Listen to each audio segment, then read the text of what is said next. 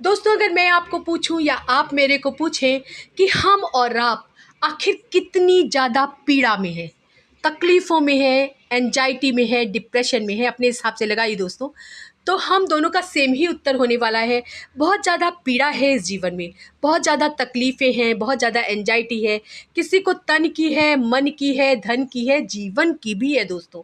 दोस्तों, ये बात जो भी मैं बता रही हूँ, इन जिन पीड़ाओं की मैं चर्चा कर रही हूँ, वो पीड़ाएं सिर्फ 3D जगत की हैं, यानी हमारे इस सांसारिक जीवन की हैं। अब हम चलते हैं 5D जगत की ओर, यानी कि जहाँ पे आत्मा का परमात्मा से मिलन हो जाता है। बल्कि हम सभी के शरीर में एक आत्मा होती है, एक जीवन होता है, जो प्रभु श्री राम का दिया हुआ, श्री कृष्ण जी का दिया हुआ, या आप जिस भी धर्म या जाति को के हों, मानते हों, अपने सदगुरु को मानते हो, उन सब के हिसाब से लगा लीजिएगा दोस्तों। यानी कि हम सभी मनुष्यों के अंदर एक जीवन चल रहा है, जिसे ऐसी कोई भी तकलीफ नहीं होती, ना तन की, ना मन की, ना धन की, ना जीवन की, किसी भी प्रकार की कोई तकलीफ नहीं है, क्योंकि वो परमानंद श्री कृष्ण के साथ मिला हुआ है। हमारी आत्मा मिल गई है। इसलिए अगर आपको इन किसी भी प्रकार की कोई कष्ट या तकलीफ हो रही है, तो उसे थोड़ा थोड़ा साइड में करते रहिए। मैं पूरा साइड में करने को इसलिए नहीं बोल पा रही हूँ दोस्तों, क्योंकि हम जब 3D जगत में रहते हैं, इस सांसारिक जीवन में रहते हैं, मोह माया में रहते हैं,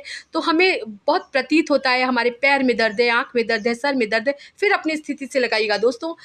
मैं बस इतना कहना चाहती हूँ कि ज़्यादातर अपनी आत्मा के सुख के लिए काम कीजिए। किसी के चेहरे पर दिन भर में A to Z स्माइल लाने की कोशिश कीजिए, जिससे वो जब खुश होगा तब खुश होगा। क्योंकि कोई भी व्यक्ति बहुत जल्दी से खुश नहीं होता दोस्तों, लेकिन उदास और रोने बहुत जल्दी से लगता है। आप अगर वो समझिए छोटा बच्चा है, वो खिलौने लेकर बैठा है, आप बल्कि मोबाइल की बात करती हूँ दोस्तों, मोबाइल लेकर बैठा, अगर आपने हल्का सा उसे साइड में कर दिया उस मोबाइल को, वो उदास हो जाएगा, रोने लगेगा, मार पीट करने लग जाएगा। लेकिन दोस्तों, जब आप किसी बच्चे को खुशियाँ देना चाहेंगे या किसी आम आदमी को, आप टॉयज़ देंगे, बहुत मतलब मेरे कहने का मतलब बहुत सारे खिलौने देंगे, बहुत सारी टॉफ़ी देंगे, चॉकलेट देंगे, आइसक्रीम देंगे, अच्छे-अच्छे खाने देंगे, व्यंजन दे देंगे परोस कर, तो भी वो खुश नहीं हो पाएगा, क्योंकि इसकी इच्छा बहुत कुछ पाने की होती है। ये भी ठीक है दोस्तों, बस इतना ध्यान रखिए कि अपनी आत्मा की खुशी के लिए काम कीजिए, और जो 3D जगत में जो चल रहा है, सांसारिक जीवन जो हमारा चल रहा है, उसे ऊपर से जीना शुरू कीजिए, और सब कुछ अपने ईश्वर से पूछ कर कीजिए